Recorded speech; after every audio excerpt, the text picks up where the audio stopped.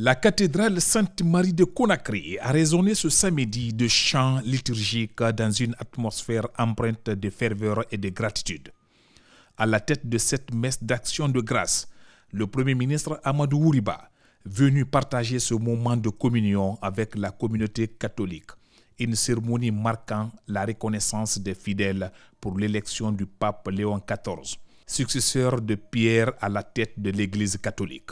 C'est un grand jour pour le catholicisme dans le monde entier de fêter et de prier pour que le mandat et la charge pastorale du nouveau pape Léon XIV puissent se faire dans l'harmonie et dans l'évolution positive de l'Église. Donc en Guinée, c'est tout à fait légitime et normal que la chrétienté de la Guinée fête aussi l'arrivée du nouveau pape. Et nous, en tant qu'autorité en situation de responsabilité, notre devoir, c'est d'être là où se trouvent nos concitoyens dans le cadre du respect de la laïcité de l'État. L'élection du pape Léon XIV est un événement de portée universelle.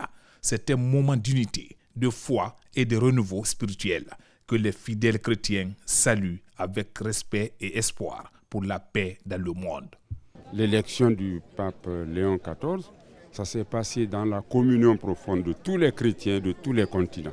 Ça veut dire que Jésus a vraiment cassé les murs, les cloisons entre les peuples, entre les continents pour faire un seul peuple.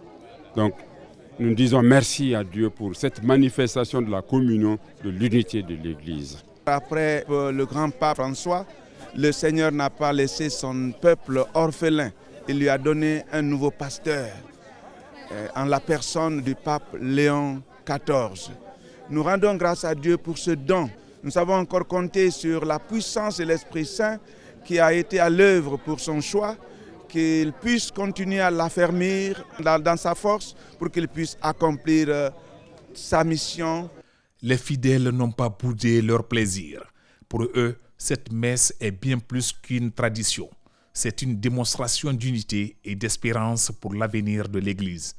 Dans son homélie, Monseigneur Vincent Koulibaly a salué la présence du chef du gouvernement, tout en appelant à la paix et au vivre ensemble.